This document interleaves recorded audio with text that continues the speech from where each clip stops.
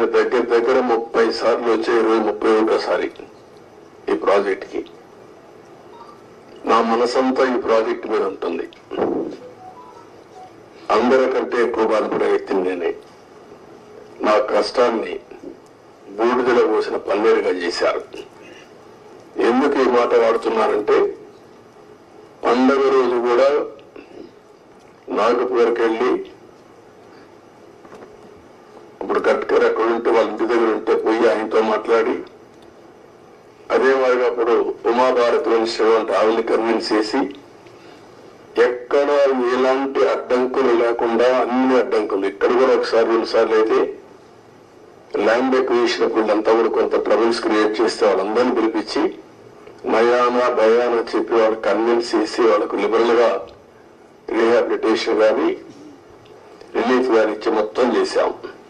వీళ్ళు చేసిన పని మీరు చూస్తే ప్రభుత్వం వస్తానే రివర్స్ టెండరింగ్ అన్నారు.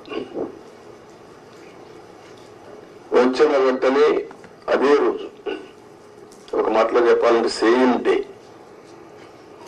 ఏజెన్సీని మార్చేస్తామని చెప్పి స్టేట్మెంట్ ఇచ్చారు. 4-5 రోజుల్లో ఇక్కడి నుంచి ఏజెన్సీని వైండప్ చేసి బయట పంపించారు. ఉండే స్టాఫ్ అంతా మార్చేశారు. ఆ ప్రిన్సిపల్ సెక్రటరీ, ఇంజనీరింగ్ చీఫ్ అందరినీ మార్చేశారు. అక్కడి నుంచి ఎవ్వరికీ తెలియని వ్యక్తులు పెట్టేశారు. ఇక్కడ 19-20 వరదలు వచ్చాయి. గోదావరి వరదలు వస్తే ఎంత తీవ్రంగా వస్తాయో మనందరికీ తెలుసు. 2 సార్లు వరదలు వచ్చాయి. మొత్తం మీరు చూస్తే దగ్గర డయాఫామ్ వాల్